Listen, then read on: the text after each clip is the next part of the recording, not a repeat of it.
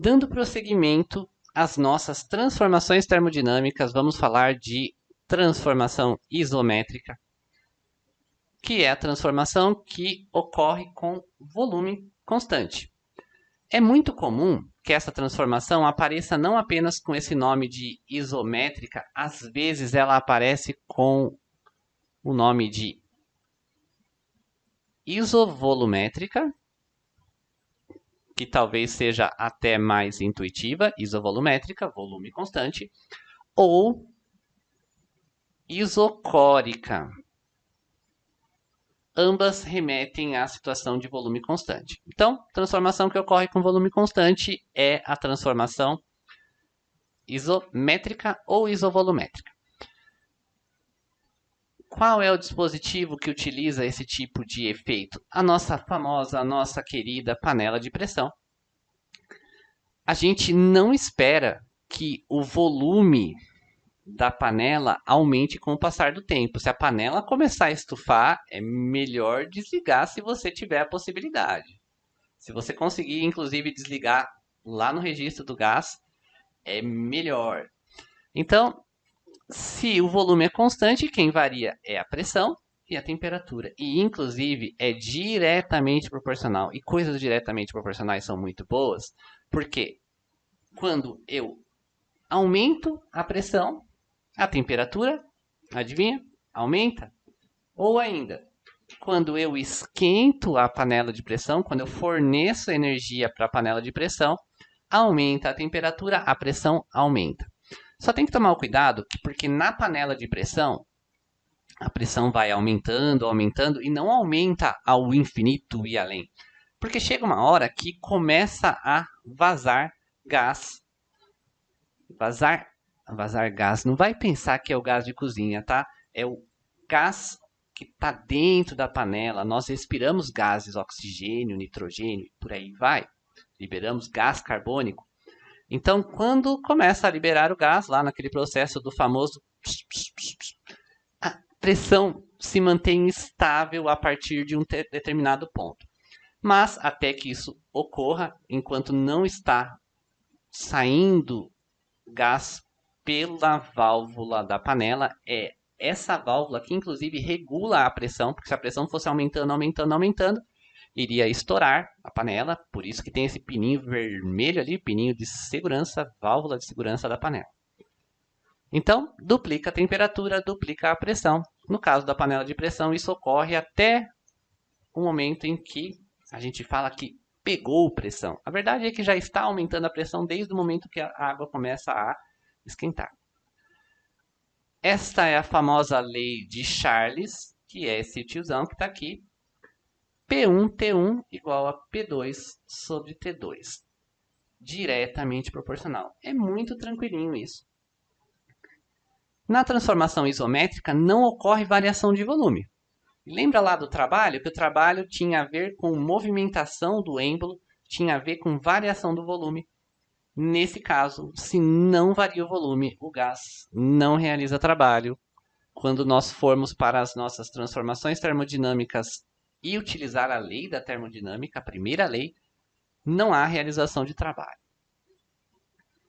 Vamos a mais um exercício.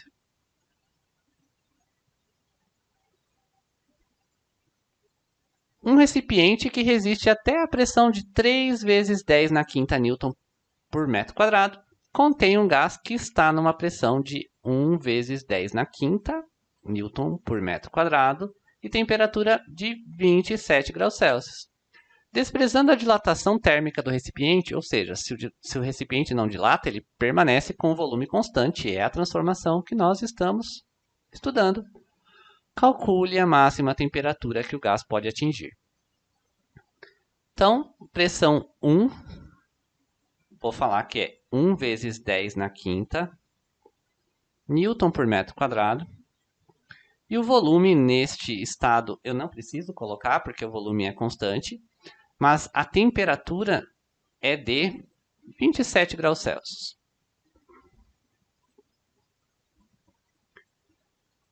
A gente tem que transformar para Kelvin. Então, se eu somar 273, 300 Kelvin, K maiúsculo. E a pressão no estado 2, 3 vezes 10 na quinta, Pascal ou Newton por metro quadrado, que são equivalentes. E eu quero saber qual é essa temperatura 2. Repara aí, galerinha, eu acabei de dizer que é diretamente proporcional. Se eu triplicar a pressão, vai triplicar a temperatura. Daí você poderia ter pensado, professor, então para que você está fazendo essa conta toda? 3 vezes 27 é fácil. Coloco aqui na calculadora, acho 81 graus Celsius, sucesso, marco a alternativa e corro para o abraço. Próxima questão. Salvo ali meus minutinhos da resolução do vestibular. Galera, vamos resolver esse problema e verificar quando a gente faz em Kelvin o que acontece. P1 sobre T1, P2 sobre T2. Pressão 1 é 1 vezes 10 na quinta. Temperatura 1, 300 Kelvin. Pressão 2, que é a pressão máxima, 3 vezes 10 na quinta, dividido por temperatura 2. Em matemática, quando nós temos dois termos iguais, um de cada lado da igualdade, eu posso simplesmente cortar. Repara que não tem nada somando, não tem nada subtraindo. Esse processo de cortar seria o equivalente a dividir os dois lados da equação pelo mesmo termo, que seria 10 na quinta. E olha como ficou fácil isso. 1 vezes T2, T2. 3 vezes 300, 900 Kelvin. Pronto, acabou o problema. Descobrimos a temperatura. Calcule a máxima temperatura, ele não disse em qual unidade ele pediu. Se ele poderia ter sido mais explícito, perguntar em graus Celsius. Mas a gente vai colocar em graus Celsius para comparar a minha afirmação inicial de triplicar a temperatura. Temperatura em Kelvin igual a Celsius mais 273. Vários livros colocam de formas diferentes isso. Tem livro que coloca TK igual a TC, não importa. A lógica é a mesma, temperatura em Kelvin igual a temperatura em Celsius mais 273. Para descobrir a temperatura em Celsius, é só subtrair 273. Então, para descobrir essa temperatura em Celsius, 900 menos 273. Esta temperatura em graus Celsius é de 627 graus Celsius. Então, quando nós fizermos esse tipo de conta, nós temos que utilizar Kelvin, porque senão você vai falar, um gás estava a 0 graus Celsius e a uma determinada pressão. Se eu dobrar a pressão, o que acontece com a temperatura? O dobro de 0 graus Celsius é 0, você vai chegar numa conclusão errada. Porque quando a gente coloca 0, inclusive aqui, dividir por 0... é coisa que faz os matemáticos perderem o sono, né, gente? Dividir por 0. Se você parte de um pressuposto absurdo, qualquer resposta absurda pode ser possível. Tem várias artimanhas matemáticas, várias pegadinhas em que as pessoas chegam à conclusão de que 2 é igual a 3, porque em algum momento fez uma divisão, cortou termos em que eram iguais a 0. No próximo vídeo a gente vai falar de transformações isobáricas.